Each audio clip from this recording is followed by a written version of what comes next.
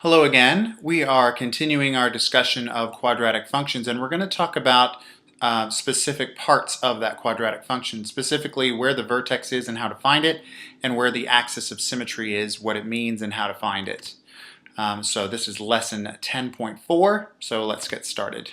The definition, first of all, the definition of the axis of symmetry, that's just a vertical line drawn through the middle of a parabola, and it kind of acts as a mirror between the left-hand side and the right-hand side of that parabola. Okay, so here's how we find it. It kind of depends on what form you're dealing with. If you're in standard form, ax squared plus bx plus c, and you have all of those constants a, b, and c, then you can figure out the equation of the axis of symmetry by taking negative b and putting it over 2a as a fraction, and that will be the equation of the axis of symmetry. If you are in root form and you know r1 and r2, those are the roots of that quadratic function, then the axis of symmetry is going to be the average of those two roots. X equals that x value that is halfway between those two roots. Okay, and then finally, if you are in vertex form, which is y equals a times x minus h squared plus k, and you happen to know what h is and you know what k is, well, the axis of symmetry is just going to be at x equals h. So let's go through some examples of those. This first one is in standard form, y equals 3x squared plus 12x plus 7. So if I take negative b, that's negative 12, and if I put that over 2a, which is 2 times 3, which is 6, I've got negative 12 over 6, which is negative 2. Now I have one that's in root form, and I have, it doesn't really matter what a is, I didn't even put a number in there for that. So if a is, or if the equation is y equals a times x minus 19 times x plus 3, then I know my roots are 19 and negative 3. So the number that's halfway between those, if I add those together and divide by 2, I get 8. Okay, so the axis of symmetry is at x equals 8.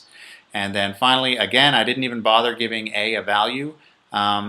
So if I have something in vertex form and it looks like this, then I look at where h is, that's where the 5 is. So I know that the axis of symmetry is at x equals 5. All right, now the vertex itself, that actually has a lot in common with the axis of symmetry. It is the point on the axis of symmetry where the graph changes from either increasing to decreasing or the other way around. Okay. So the x-coordinate is going to be the same as the equation for the axis of symmetry, whatever that x is, and then to find the y-coordinate of the vertex, I'm going to take that x-coordinate and plug it into the quadratic function to see what number I get. So here are some examples. Again, I've got one in standard form, y equals 3x squared plus 12x plus 7.